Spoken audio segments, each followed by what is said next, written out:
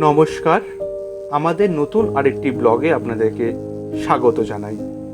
আজকে আমাদের ভিডিওটা আমার মেয়ের ডাক্তার দেখানো নিয়ে।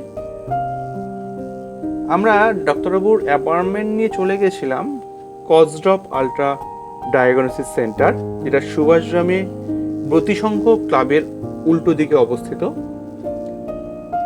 এখানে আপনারা ন্যায্য মূল্যে সমস্ত রকম পরিষেবা পাবেন, মানে ব্লাড টেস্ট, আপনার এক্স-রে, ইসিজি, ইউএসজি সমস্ত কিছু আপনারা এখানে ন্যায্য মূল্যে পাবেন। আপনারা স্টেশন থেকে নেমে হেঁটে যেতে পারেন, 5 মিনিট লাগবে। আর আপনারা যদি হরিনাবি থেকে আসেন তাহলে আপনাদের লাগবে 10 থেকে 12 মিনিট, আপনারা অটো বা রিক্সা পেয়ে যাবেন।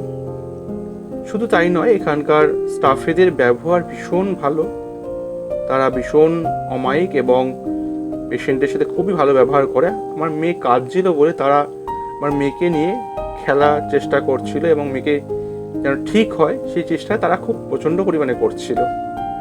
এবার আসি ডক্টরবাবুর কথায়।